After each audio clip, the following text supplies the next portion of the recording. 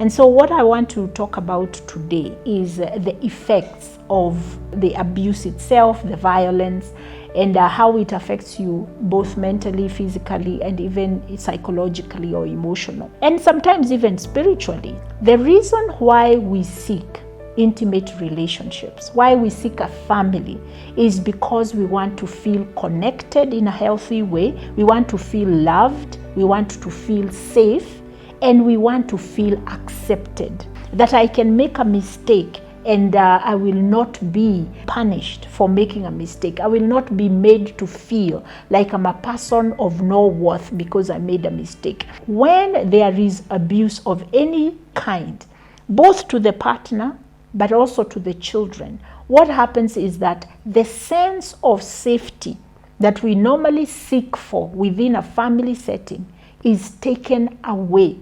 And once that sense of safety is taken away, now you are living your life on survival mode. You are not very sure. You can't predict your safety anymore, because that person has taken away the feeling of safety between you and them, whether it is a parent to a child, whether it is a husband to a wife or a wife to a husband. What has been taken away is that feeling that you are a safe space for me. So safety is the first thing that goes away. So yes, we are going to heal the physical wounds that were inflicted, but the psychological memory of how terrified I felt when you were abusing me, that does not go away. So I may continue in the relationship, but I have built a wall where that wall tells me this person is not a safe person for me. And that is the time when the relationship begins to fail and the relationship stops having that kind of feeling of oneness, the feeling of connectedness, because now I can't predict you, because I don't know the next time you will think about hitting me, calling me names, or withholding what is supposed to be mine, or what is supposed to make a relationship feel safe, feel loving, and feel kind. And so you want to be very careful as you are thinking how you are dealing with conflict in your intimate relationship, because of what it creates psychologically for the members of your family. If you believe that you are doing this to protect your family, you need to think twice, because in allowing yourself to be domestically a violent person, then you take away the very thing you are trying to create for them. Women, for instance, in their makeup, they need to be safe, physically, emotionally, and in every other way.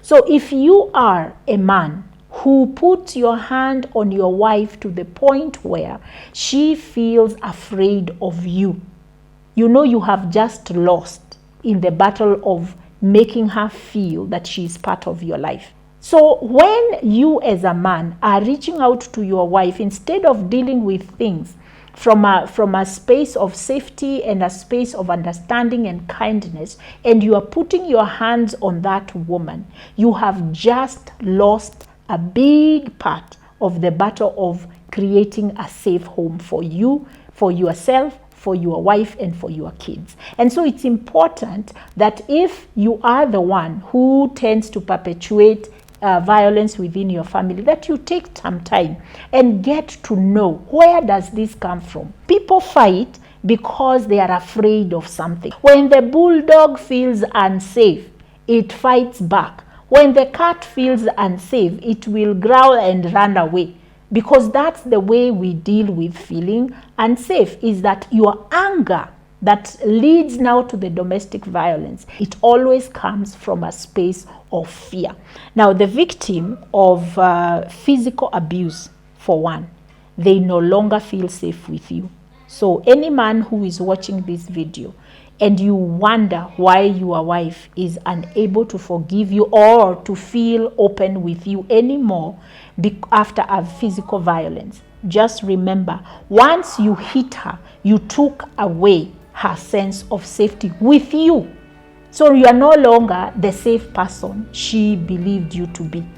So you will have to learn how to manage that and to reassure her by acting differently in the days to come, and spearheading that babe, we can deal with conflict in a different way, because I'm learning that anger is not going to get me what I'm looking for. In fact, this violence thing is just taking me away from what I want with you, so that when I tell you that I love you, that I can act it out and you can feel that love through my actions. Until I see you next time.